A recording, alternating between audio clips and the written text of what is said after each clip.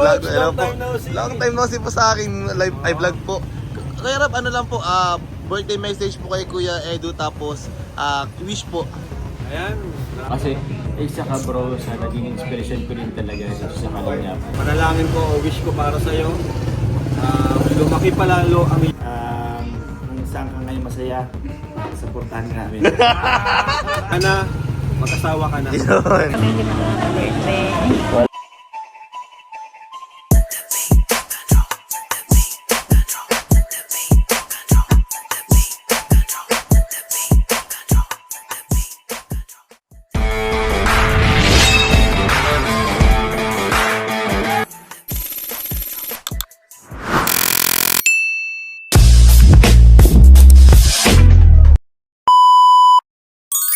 So yun, what is up guys? Yun, welcome back to my channel po. This is your Kalingap Coach Ralph po. And kung hindi pa po kayo nakakapag-subscribe, you can hit the subscribe button po. And pwede nyo na rin pong i-hit ang notification bell button po para lagi po kayo updated. So kanina po, nagkameron pong Bible study, umaga po. And halos ang dami po namin doon. Ano po si Kalingap Rab, syempre. Syempre, ang nagpanguna po sa amin si Pastor ER. Ano din po si Kalingap Jomar, Kalingap Dan. Ano din po si Kalingap Ian na birthday na bukas. Ano din po si Kuya Pure Health, Kuya Yoyo, Kuya 1KV Vlogs. Ano din po si Kuya David Vlogs. Ano din po si Kalingap Peshi. Ano din po si... yun lang po. And grabe po, ang daming nangyari. And dahil doon, after namin po mag-Bible study and kumain, syempre, tinanong ko sila kung anong kanilang birthday message sa nag-iisang Kalingap Edu na birthday po ngayon. Kaya, ano pang hinihintay ninyo? Eto na po, mauuna agad si Papa Jom. Majams, birthday message lang po kay Kuya Eds. Tapos ano po, wish nyo kay Papa Eds. Ay, birthday wish. Siyempre mo na, happy birthday mo na kay Papa Eds, kay Kalingap Edu. Yun, sana mamaya mag-enjoy ka. Kasi merong party mamaya eh. Hindi mo totally party, pero ano po yun kay Edu. So yun, sana mag-enjoy ka mamaya. And lahat ng blessings, lahat ng ano is deserve mo. Grabe. Wish ko lang sana ituloy mo lang yung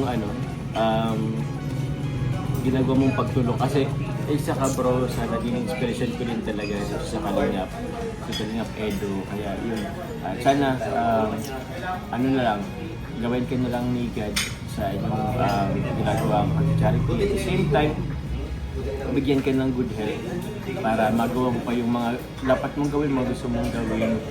So yun, happy birthday Edu. God bless. Yan, ano po, birthday message po kay Kuya Eds naman. Ayun, ngayong araw po ay kaarawan ni Kalingap Edu. Yun.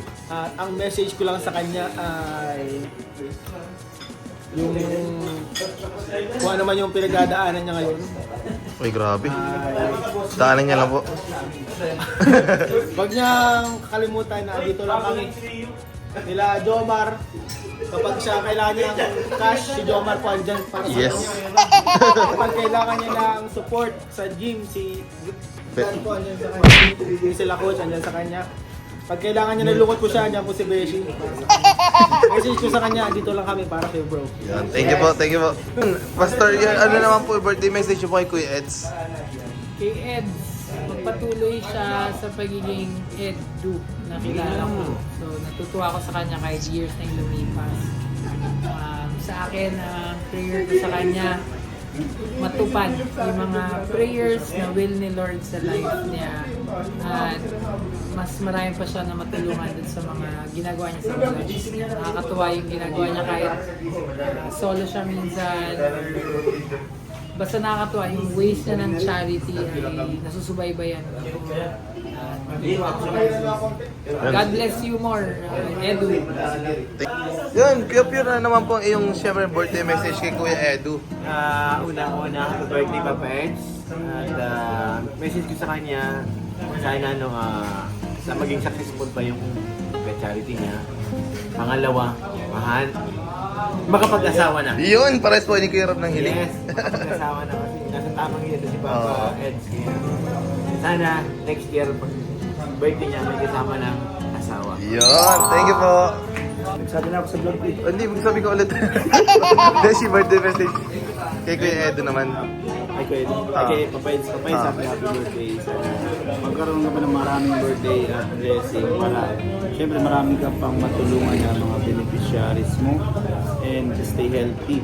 And tuloy-tuloy mo na rin yung pag-gym mo para maging malakas yung katawan mo para pag-scout mo talagang hindi ka magkasakit. Siyempre ingat ka palagi. Sana maging masaya ka ngayong birthday mo, ngayong araw. So, and ano pa? Yun, happy birthday ulit. Thank you. Ito na po yung birthday message kay Kuya Eds po. Birthday message ko kay Edo ay MVTC. Haba po rin ah. Yeah, happy birthday Edo. Mista kita. Tagal na tayong hindi nagkakasama.